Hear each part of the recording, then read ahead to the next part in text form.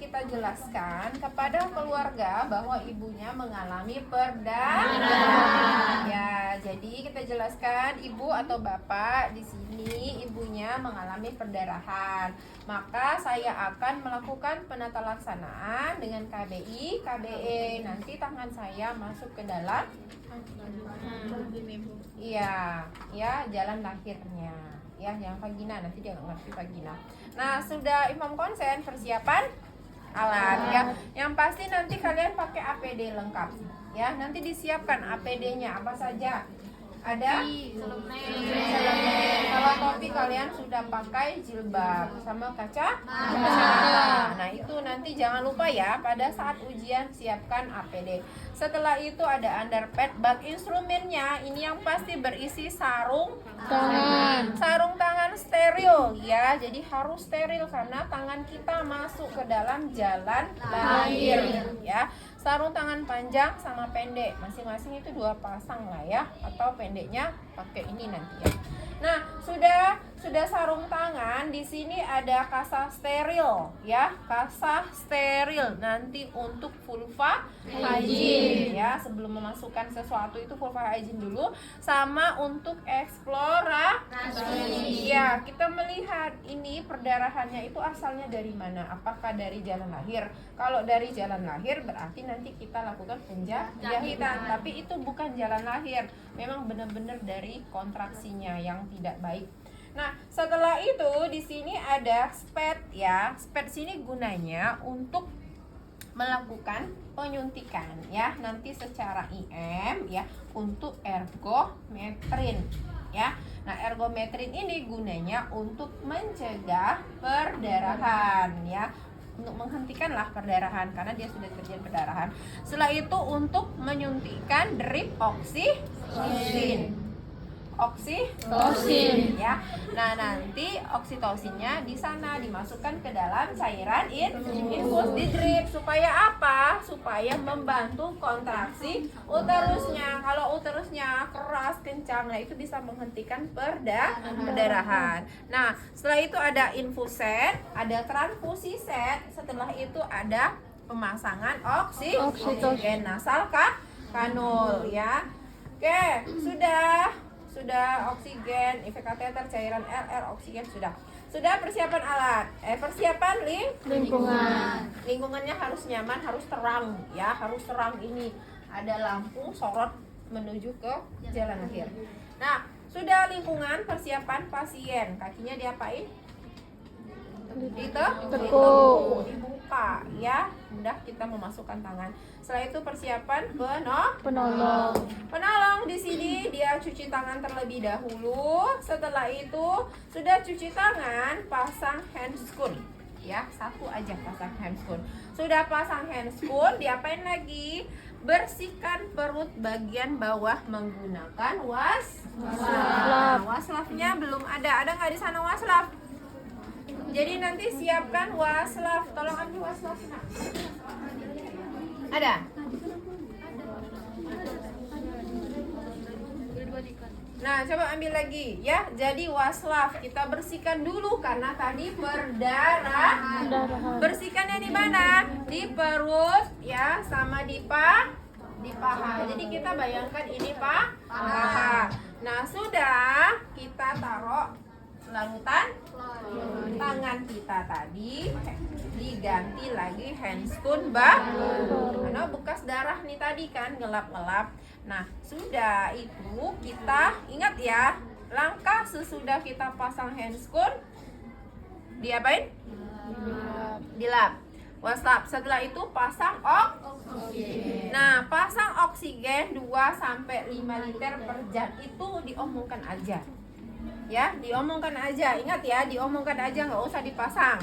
Ya, sudah itu kita vulva hygiene. Oke, vulva hygiene. Tadi ganti handscoon kan? Vulva hygiene siapkan berapa kapasnya? 3. Dekatkan bengkok. Oke, sudah vulva hygiene. Ingat ya, sudah vulva hygiene periksa kandung kemih. Nah, kalau kandung kemihnya penuh, dikosongkan. Pakai apa? Kateter apa?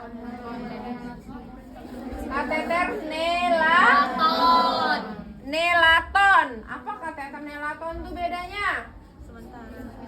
Ya, yang sementara beda. Kateter ini sama enggak? Ya, sama enggak kateter ini? Apa bedanya?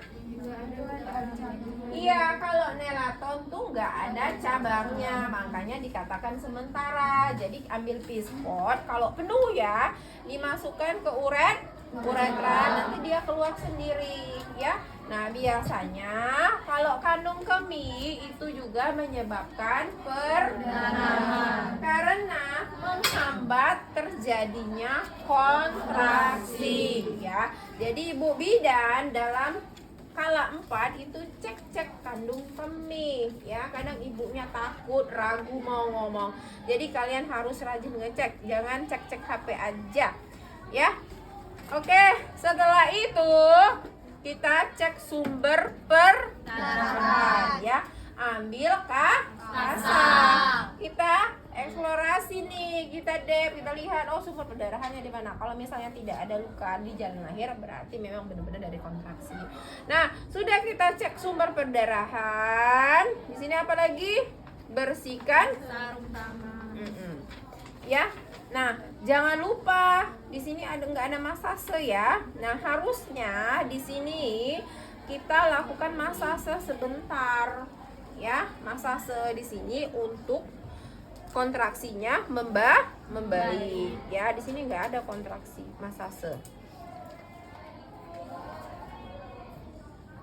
Nah, nanti sudah cek itu kalian tambahkan masase, ya. Sudah cek sumber perdarahan, masase, baru bersihkan sarung tangan, ganti sarung tangan yang panjang. Nah, sudah pakai sarung tangan yang panjang diganti. Nah, tangan kiri membuka labia. Nah, sudah buka labia, tangan kanan masuk secara obstetri. Nah, coba dibaca bukunya. Nah, masuk tangan kepalkan, ya. Pertama obstetri seperti ini kan. Tuh. Nah, sampai ke kelingking ke mana? Fornik anterior. Jadi yang harus kalian ucapkan pada saat ujian nanti, masukkan tangan ke fornik anterior. Dorong ke arah kranio anterior. Tangan kiri menekan korpus uteri bagian belakang. Nah, dilakukan selama 5 menit. Nah, sudah 5 menit kita observasi. Bila perdarahan berhenti, lakukan lagi 2 menit. Nah, jadi kalian itu buat nanti di sini yang pertama KBI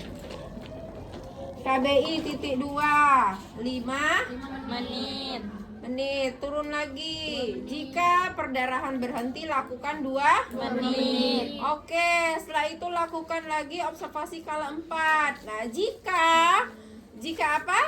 Jika belum itu, maka lakukan KBE. Nah, KBE, tangan kiri berada di korpus uteri bagian belakang, tangan kanan di antara pusat dan sifisis, ya. Nah, jadi itu dicatat. Enakan tuh dicatat kayak gitu. Kalau Bunda dulu cara belajarnya, Bunda catat, Bunda rangkum dengan kata-kata sendiri. Kalau kayak gini nih, pening apa dia ini. Nah, banyak yang tulisan. Nah, sebelum melakukan KBE, jangan lupa pasang infus drip oksitosin. Setelah itu lakukan penyuntikan. Nah, nanti di sini siapkan, mana di sini jarum suntik? Ada jarum suntik? Ada nggak di sana jarum suntik? Nggak ada. Mana waslap tadi belum nyampe? Ada jarum suntik? Ada. Nah, ini waslap. Nah, ini jarum suntik. Suntiknya nanti di mana? Di paha. Anggap ini paha. Nanti ya, suntikan secara IM. Nah, sudah disuntik ya. Apalagi? Coba baca lagi. Lepaskan handscoon-nya yang pendek, pasang handscoon lakukan KBI lagi selama 5 menit. Sudah sudah dilakukan KBI tidak berhasil, lakukan balik lagi KBI.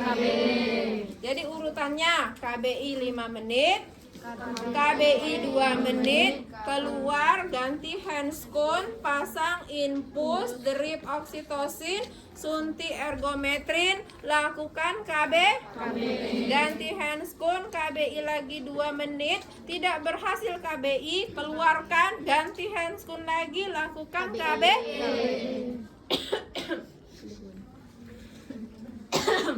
Jadi tidak dilakukan, sudah tidak berhasil KBE, maka pasang kondom kateter, ya. Sudah pasang kondom kateter, pasang tampon vagina. Nah, 3 tampon vagina. Setelah itu kita observasi. Setiap berapa? 15 menit. Apa yang diobservasi? TTV. Ya, kenapa kita observasi TTV? Karena jika tekanan darahnya rendah, nadinya cepat, itu tanda-tanda ya. Shock apa? Hipofos. Kalau tidak diatasi bisa menyebabkan apa? Ibunya meninggal. Makanya di sini wajib dilakukan observasi. Nah, sudah kita pasang kondom, pasang tampon, observasi, persiapan rujukan. Apa persiapan rujukan? Bakso kuda. Bidannya harus ada. Ya, A-nya alat. Kita udah pasang infus kan? Kita sudah pasang oksigen kan? Apalagi? Kendaraan. Terus S, surat pengantar bahwa kita merujuk pasien ini mengalami perdarahan atau nia uteri. Dan apa yang sudah kita lakukan di sana? Sudah surat apa? Obat. Tadi obat udah kita kasih apa? Sama suntik apa? Ergometri. Nah, sudah kita kasih obat. Udah tuh apalagi keluarga. Uang, darah, dan doa. Nah, itu tahapan untuk merujuk pasien. Oke, kita praktek. Nah, yang pertama tadi sudah info persiapan alat.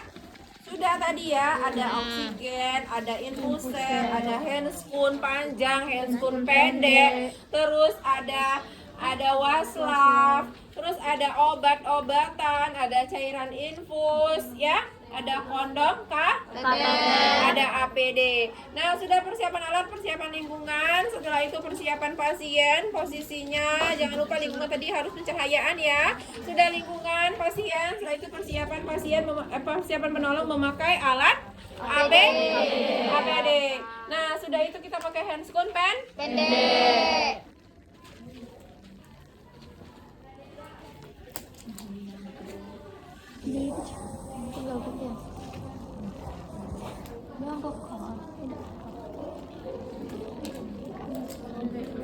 Wise. Kita ikut sini kan, la ilaha illallah.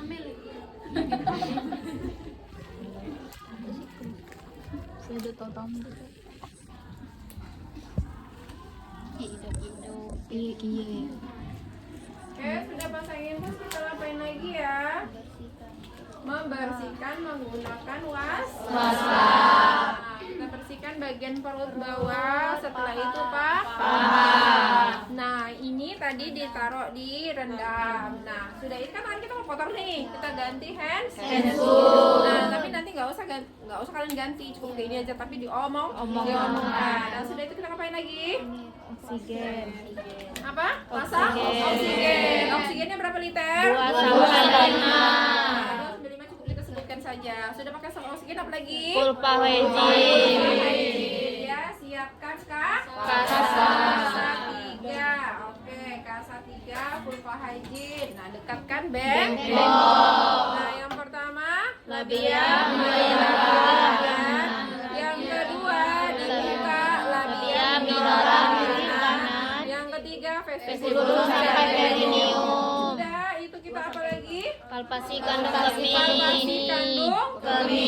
Nah, disebutkan saja kandung kemihnya kosong. Sudah itu kita eksplorasi. Ya, cek sumber perdarahan ya, pastikan bukan dari jalan lahir ya, makanya kita ambil KBE. Sudah itu kita masase ya, masasenya seperti ini ya. Nah, masase sebentar, ganti handscoon panjang. Oke, kita ganti handscoon panjang. Nah, handscoon panjang ini benar-benar yang panjang karena mau masuk ke dalam. Nah, jadi menutupi sampai siku. Ya, ini kurang panjang. Cari yang panjang. Nah, sudah, ini kita lakukan KBI ya.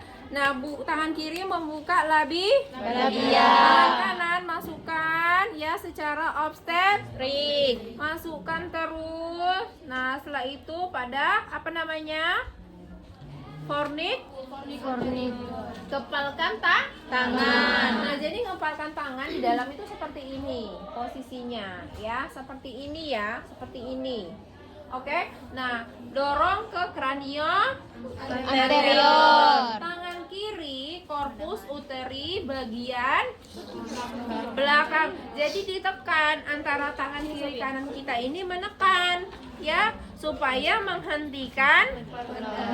Dilakukan selama 5 menit. Nah, kita lihat lagi. Kalau perdarahannya berhenti, kita lakukan lagi 2 menit. Ya, dorong tangan kanan ke kranio anterior, tangan kiri ke korpus uteri bagian belakang. Nah, jika masih perdarahan, keluarkan tangan secara perlahan, lepaskan handscoon ya, pakai handscoon pendek lagi.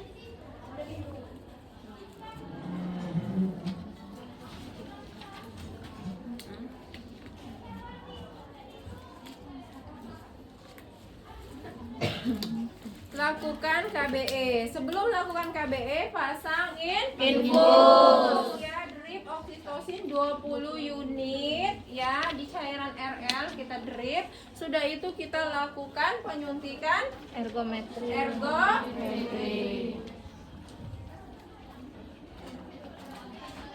Nah, jadi ini anggap paha ya. Namanya pantom. Mana pantom paha? Bukan paha. Ya, ini anggap di sini paha ya. Nah, paha bagian luar secara IM. Nah, jangan lupa diaspirasi. Oke. Sudah suntik. Kita lakukan KBI ya. Tangan kiri berada di korpus uteri bagian belakang, tangan kanan di antara pusat dan simfisis. Nah, lakukan penekanan selama berapa menit tadi? 5 menit. Yang pertama 5 menit ya. Nah, kita tekan kayak gini ya, ini menekan ini supaya menekan darahnya nggak keluar ya. Nah, misalnya tidak berhasil lagi, kita pasang lagi handscoon, melakukan KBI. Ini Bunda timpo aja ya, susah soalnya masang handscoonnya. Handscoon lah cabe. Nanti kalian punya handscoon sendiri-sendiri. Ini lambat habis pula waktunya nanti.